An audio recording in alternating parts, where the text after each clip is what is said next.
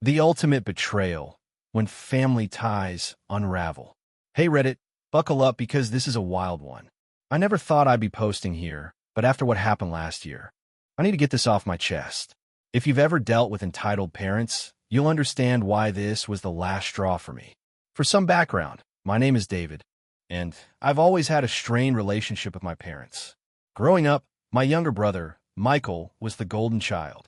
He got everything: praise, attention, money, gifts. While I was the family's afterthought, I was expected to be the responsible one, the mature one, the one who didn't need anything. I tolerated it for years, thinking that maybe, just maybe, things would change when I had a family of my own. But I was so wrong. This all started last Christmas when my wife, Sarah, our 6-year-old son, Noah, and I went to my parents' house for the holiday gathering. My mother, Patricia, insisted we come, despite me having my doubts. "It'll be fun for the kids," she said. "Noah should spend time with his family," she said. Stupidly, I believed her. The living room was a winter wonderland of wrapped gifts, boxes piled high, glittering bows, the whole 9 yards. My mom made a big show of passing them out, handing my niece a brand new iPad, my nephew a PS5, Michael's wife an expensive designer bag, and Michael himself a damn Rolex. And Noah? Nothing. At first, I thought there had to be some mistake. Maybe his gift got mixed up. But when my mom locked eyes with me and smirked, I knew exactly what was happening. Noah, the sweet, innocent boy that he is, didn't throw a fit. He just watched as his cousins tore through their expensive gifts. But after a while, he tugged on my mom's sleeve and asked in the softest voice, "Grandma, why didn't I get a present?" Her response? "Gifts are for those who earn them. Your cousin is the only one who matters." I swear I stopped breathing. Noah's little face crumpled. He looked at me confused, like he couldn't understand why his grandma didn't love him enough to even get him a single present. My wife was gripping my arm so tightly her nails dug into my skin. The whole room went dead silent. Even my brother, who had been laughing a minute ago, looked uncomfortable. I turned to my mother, my voice eerily calm. "I understand. This is the last time we'll speak." Then, without another word, I took my son's hand and walked out. My dad, Robert, sputtered something, but I didn't care. My mom didn't even try to stop me. The drive home was quiet. Noah sniffling in the back seat, confused and heartbroken. When we got home, I gave him the biggest hug, swearing to myself that I would never let my parents hurt him again. Then, a week later, they showed up at my door crying, and that's when things got interesting. A week after the Christmas disaster, I was enjoying a quiet evening with my wife and Noah when there was a loud, frantic knocking at the door. Sarah shot me a look. "You think it's them?" "Oh, I know it's them," I muttered, standing up. I opened the door to see my parents standing there. My mom's usual cold, calculating expression was gone. Her face was streaked with tears. My dad, who was usually just her spineless sidekick, looked pale and miserable. "David, please," my mother choked out. "We need to talk." I crossed my arms. "No, you need to talk. I don't need a damn thing from you." My dad sighed, rubbing his temples. "Can we come inside?" I let out a sharp laugh. "You mean into the house where my son, the one you humiliated, lives?" "No. Whatever you have to say, say it here." My mom let out a shaky breath, looking down. That's when I knew whatever had happened, it had shaken her badly. Then she dropped the bomb. "Michael stole everything," she whispered. I blinked. "Excuse me." My dad clenched his jaw. "Your brother. He drained our accounts, every last cent." I didn't react. I just stared at them waiting for the punchline, but my mother just kept rambling, her voice shaking. "He took the money, the jewelry, even the damn Rolex we gave him for Christmas. He moved out with his wife and cut us off." Now that made me raise an eyebrow. "Cut you off? You mean the golden child decided you weren't worth keeping around?" She flinched. "David, please. We don't know what to do. We need help." That's when it hit me. They weren't here because they were sorry. They were here because they had nothing left. Sarah, who had been standing behind me, scoffed. "Oh, so now that you're broke, you suddenly remember you have another son?" My mom snapped her head up, looking offended. "That's not fair. We made mistakes, but we love you." I let out a low chuckle. "You love me? That's funny because last Christmas, You looked my 6-year-old son in the eye and told him he wasn't worthy of Christmas gift. And now you expect me to help you. She had the audacity to look angry. We are your parents. You owe us. There was the entitlement. I shook my head. No, Michael owed you, and guess what? You picked the wrong son. My dad stepped forward, his voice more level. David, we don't have anywhere to go. We need money, just enough to get back on our feet. I stared at him. So, let me get this straight. You want me to hand over my hard-earned money to the people who treated me like trash for decades? The people who humiliated my son on Christmas? My mom's face twisted in frustration. We raised you. We fed you. You wouldn't even have your money if it weren't for us. I laughed in her face. You didn't raise me. You neglected me while worshiping Michael. You didn't support me. You hindered me. Every achievement I made was in spite of you. Her face turned red with anger. Don't be cruel, David. I shrugged. You reap what you sow. I turned to shut the door, but my dad, who had been mostly silent, muttered something under his breath. What was that? I asked. He looked up, his voice suddenly bitter. We should have never wasted our time coming here. You're just as selfish as we thought. I felt Sarah tense beside me, but I smiled a slow, satisfied smile. There it is. The real you. I said. You don't feel guilty. You don't regret anything. You're just mad that your golden boy did this to you. My mom sniffled, trying to turn on the waterworks again. We'll be homeless if you don't help us. I tilted my head, and she gasped like I had physically struck her. My dad clenched his fists. That was it. I was done. I stepped back, grabbed the door, and looked my mother dead in the eyes. This is the last time we'll speak, and this time I mean it. Then I slammed the door in their faces. But something told me this wasn't over. Because my mother, she never, ever loses without a fight. After I slammed the door, I stood there for a long moment, listening to my mother's muffled protest from the other side. She didn't leave right away. She knocked, then pounded, then wailed, David, please. We're family. You can't just turn your back on us. I turned and walked away. Sarah exhaled sharply, rubbing her temples. I knew this was coming. I just didn't think they'd actually beg for money like this. Noah was sitting on the couch, completely unaware of the mess unfolding at our front door.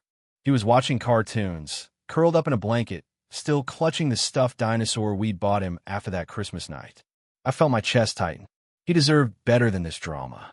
I don't think they'll leave quietly, I muttered. Sarah nodded. What do you want to do? I hesitated, then grabbed my phone. I'll give them 10 minutes to walk away. After that, I'm calling the cops. Sarah smirked. Now, that is the kind of energy I like to see. I checked the clock. 8 minutes passed, 9, 10. Finally, I peeked through the blinds. They were gone. I let out a slow breath, tension bleeding from my shoulders. But deep down, I knew this wasn't the last time I'd hear from them. And I was right. That night, at exactly 2:13 a.m., my phone rang. The vibration against the nightstand jolted me awake. I groggily reached for it, blinking at the caller ID, Mom. I silenced the call. Not 2 minutes later, she called again. I rejected it. A third time, a fourth. By the fifth call, Sarah stirred beside me. Who the hell is calling at this hour? I held up the screen. Take a guess. She groaned. They're relentless. I rolled out of bed, walked to the living room, and let the next call go through. Mom? It's 2 in the morning. David, she sniffled, her voice hoarse, like she'd been crying. I don't know what to do. We have nowhere to go. I pinched the bridge of my nose. And that's my problem, Hal. We are your parents, she screeched, all traces of sadness suddenly vanishing. You have an obligation to help us. I laughed bitterly. You didn't seem to feel any obligation when I was a kid, and you left me in the shadows while Michael got everything. Now that he's burned you, you suddenly remember I exist. David, I made mistakes, okay, but we're desperate. I sighed, running a hand through my hair. No, Mom, you made your choices, and now you can live with them. Before she could respond, I hung up. She tried calling 3 more times before giving up. The next morning, I blocked her number. 3 days later, Sarah and I were out grocery shopping while Noah was at school. We were just getting back when I spotted something that made my blood boil. My parents' car parked right in front of our house. Sarah groaned. Oh, for God's sake.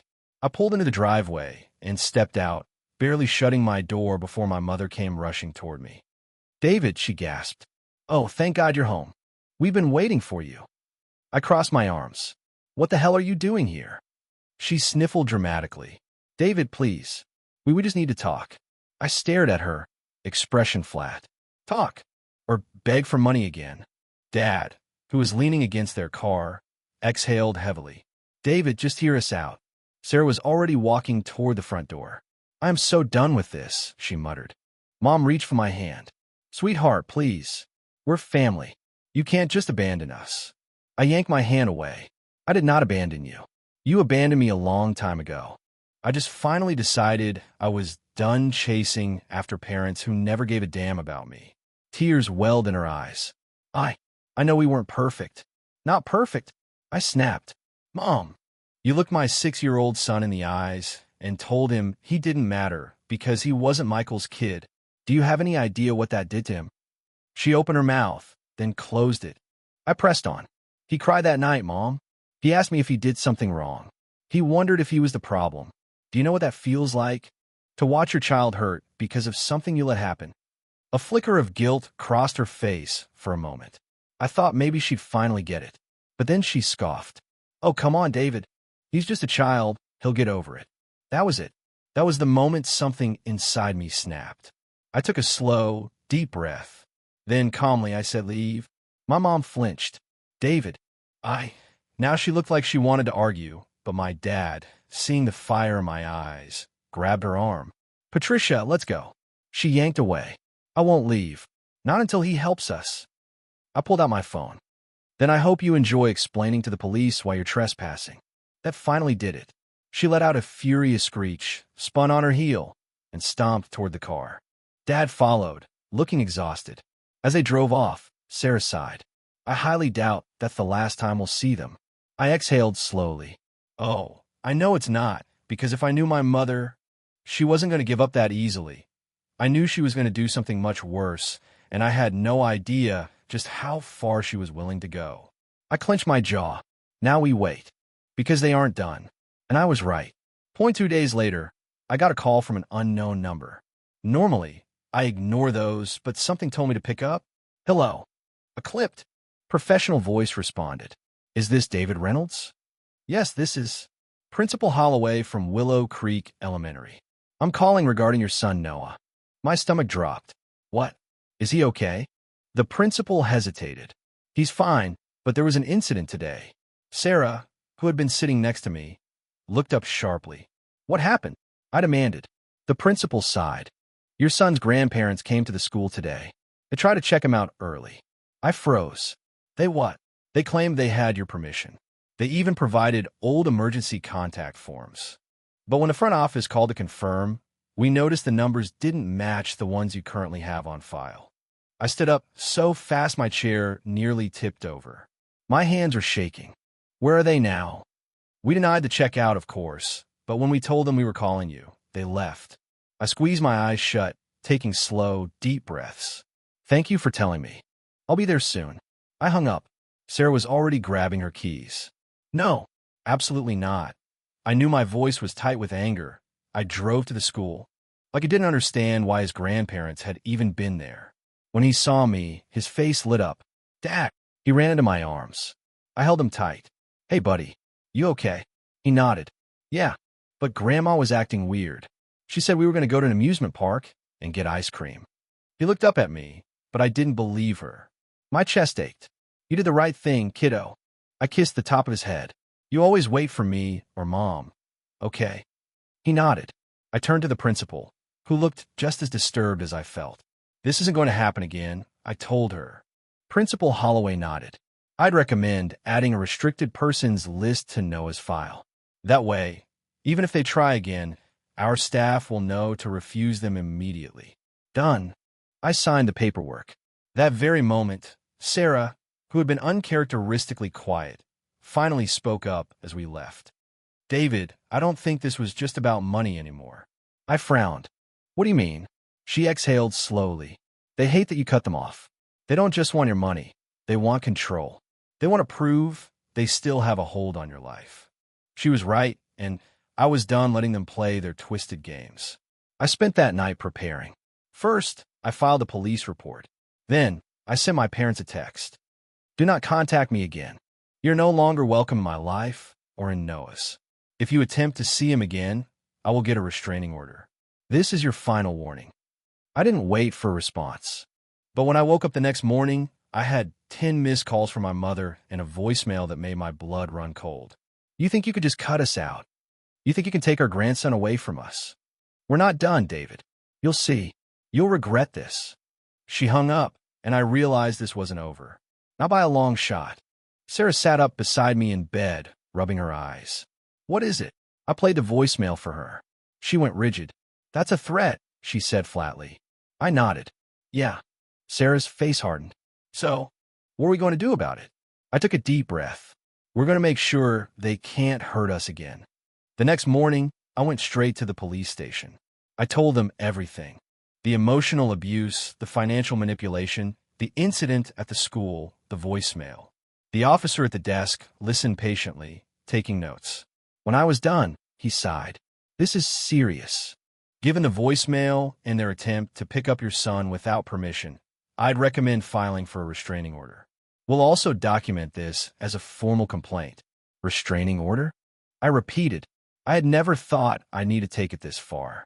But then I thought about Noah, about my parents trying to take him, about the way my mother said, "You'll regret this," like she still believed she had power over me. I exhaled sharply. Yeah, let's do it. The process wasn't quick. I had to provide a sworn statement, submit the voicemail as evidence, and explain exactly why I believed my parents posed a threat. When the officer asked, "Do you have reason to believe they would harm Noah?" I didn't hesitate. Yes, because at this point, I didn't know how far they'd go. Once the paperwork was filed, I met with an attorney. I needed to make sure that legally, my parents had zero leverage. The lawyer was blunt. If they try to take this to court, they'll lose. But just in case, I'd suggest making it official that they have no rights to visit Noah. And so, I added a no grandparent visitation rights clause to our family legal documents. With that, I had everything in place, a police report, a restraining order request, legal proof that they had no rights to my son. And I thought that would be the end of it. A week passed with no contact. No calls, no texts. For a brief moment, I thought they had finally accepted defeat. Then, one evening, Sarah walked into the living room holding her phone. She looked pale. What's wrong? I asked. She swallowed. David, have you seen Facebook today? I frowned. No. She hesitated, then handed me her phone. You should. I glanced at the screen. It was my mother's Facebook page, and there, right at the top, was a public post, a very long, very dramatic post. It breaks my heart to say this, but our own son has turned against us. After everything we've done for him, after raising him, loving him, supporting him, he has banned us from seeing our own grandson. He is punishing us for no reason. We don't even know what we did wrong. Please, if you know David, tell him that family is more important than pride. We just want to be part of our grandson's life. Is that so much to ask? Below it, hundreds of comments. People saying, "Oh my God, that's horrible. What kind of son does that?" Others asking, "What happened?" And then the worst part, I started recognizing names. Aunt Linda, Uncle Rob, my cousins, people I hadn't spoken to in years, were commenting things like, "I had no idea David was like this. He needs to grow up and stop being so selfish. Let's all reach out to him. He needs to hear from family." Emily looked at me, eyes full of fury. They're turning everyone against you. And just like that, my phone started blowing up. Texts, missed calls. One from my uncle. "David, what the hell is going on? Your parents are devastated." Another from a cousin I barely even spoke to. "Dude, this is messed up. Just let them see their grandson." I clenched my jaw. They're trying to shame me into letting them back in. Sarah folded her arms. "So, what are you going to do?" I exhaled slowly. Then I said, "I'm going to end this." I stared at the Facebook post, my stomach churning with anger. They were trying to manipulate me again, trying to rewrite reality and make themselves look like victims. And for a moment, I felt that familiar pull, the old instinct to explain myself, to try and justify my actions, to make them see reason. But I knew better now. They didn't want reason. They wanted control, and they had just given me exactly what I needed to destroy them. I took a deep breath, then did something I never thought I'd do. I opened my Facebook page and started typing. Since my parents have chosen to air this publicly, let's talk about the truth. Growing up, my parents played favorites. They lavished love and money on my cousin while treating me like an afterthought. I tolerated it for years, hoping things would change.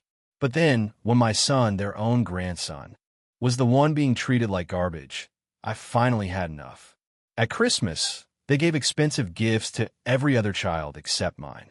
When my son asked why, my mother told him, "Gifts are for those who earn them." He was 6 years old, a child, and she told him he wasn't worthy.